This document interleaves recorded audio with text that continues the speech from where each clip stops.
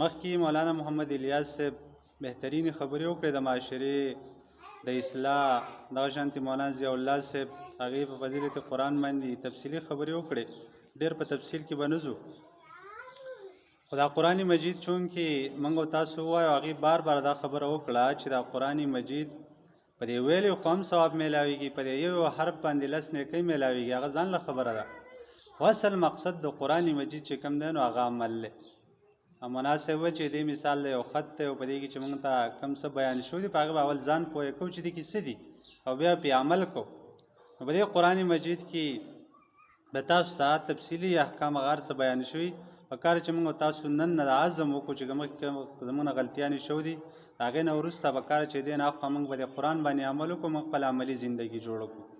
لکه دې قرآن مجید کې تاسو به سورت حجرات ویلی چې په هغې کې د معاشرې د اصلاح بهترینې خبرې دي. په کار چې موږ او تاسو دغه سورت حجرات خپلې مخې ته وسکېدو او مخکې چې په دې درس کې موږ شرکت نه و کړی، دا زموږ په هغه رویه کې په اوسنۍ رویه کې په کار دی چې فرق وي.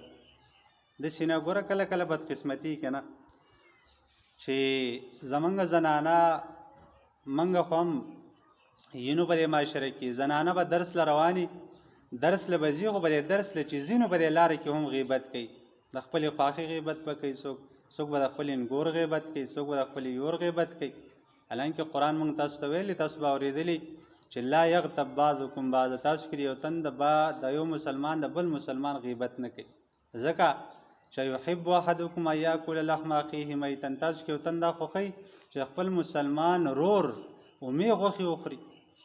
نو معنی دا چې د غیبت کول له مسلمان داسې دی لکه ستا خپل ورور چې وفات شي او د هغې نه ته غوښې راکټ کړې اومې خورې، دا څومره ګران کار دی، څومره مشکل کار دی، دا فطرت هم نه مني، دا انساني فطرت دی هم نه.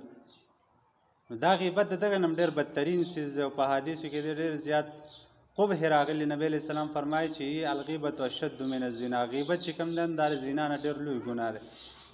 نو په کار چې موږ مخکې کوم عادت و د هغې نه وروسته اوس چې کله قرآن موږ واورېده، په کار چې دغه د قرآن په دې آیت باندې موږ عمل وکړو، غیبت موږ ونه کړو، موږ چغلي ونه کړو، مناسب هغې تفصیلي خبره وکړه، د ګاونډي خیال وساتو، په کور کې د خوشحالۍ ماحول جوړ کړو، محبت پیدا کړو، د بغض او د حسد او د کینې او د دې څیزونو دا ماحول موږ ختم کړو. عام طور د انګوریانې او خواښیانې چې کومه دي په مابین کې ډېر چپقلش او ډېر اختلافات دي، او هغې وجه صحیح چې دا لږې لږې غلط فهمیانې، یاره خوښې مې دا خبره وکړه، ګاونډۍ ته دا خبره کړله، زما غیبت یې کړله، که هغه غریب یې څه ویلي که نه خو دا پسې تړي. دغه شان کله کله خواښیانې ظلم کوي، په انګوریانو پسې هسې نښتي. دا دواړه طرف ته ظلم په کار چې دا موږ پرېږدو. موږ ته قرآن د محبت درس راکوي، د پیغمبر سنتو کې موږ ته محبت میلاویږي. نبی علیه السلام فرمایي چې تاسو بغض کوئ دا صرف د الله د رضا دپاره کوئ. من احب لله وابغض لله واطاع لله ومنع لله فقد استکمل الایمان. چا چې د الله رب العالمین دپاره محبت وکړو، د الله رب العالمین دپاره بغض وکړو او د الله دپاره ورکړه وکړو، د الله دپاره منع وکړه، نو دغه خلک فقد استکمل الایمان، دغه خلکو ایمان مکمل دی. او د الله لپاره محبت دا چې سړی دیندار دی، دین په وجه د هغې څه محبت کوه. یو سړی یو زنانه بې دینه نو په هغه وجه ورسه بغض کوه ځکه چې تا دین نه لري ده. نو لهذا محبت چې موږ کوو، بغض چې کوو، په کار ده چې په دې باندې د دې لپاره کوو چې دا د الله رب العالمین پې زمانه راضي شي، داسې نه چې الله پې زمانه خفه کېږي. ګوره په دې رمضان مبارک کې د ټولو خلکو بخښنه کېږي، خو د هغه خلکو بخښنه نه کېږي کوم خلک چې د بل څه بغض او حسد ساتي. نن زموږ معاشره کې بکار چې په خپل کورونو کې سوچ وکړو، زموږ په کورونو کې بغضونه حسدونه څومره دي، د انګوریانې او د خواښیانې د یو بل سره څومره ورانې، د یوریانې یو بل سره څومره بغض او حسد ساتي.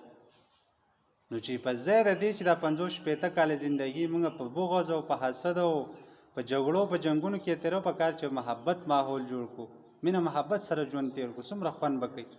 لږ صبر موږ او تاسو وکړو، او دا چې معمولی صبر هم انسان کله وکړي، بیا د یو بل سره په زړونو کې لږ وخت هم چې سړی صبر وکړي، یو بل لږه مینه ورکړي، بیا الله په زړونو کې محبت پیدا کوي.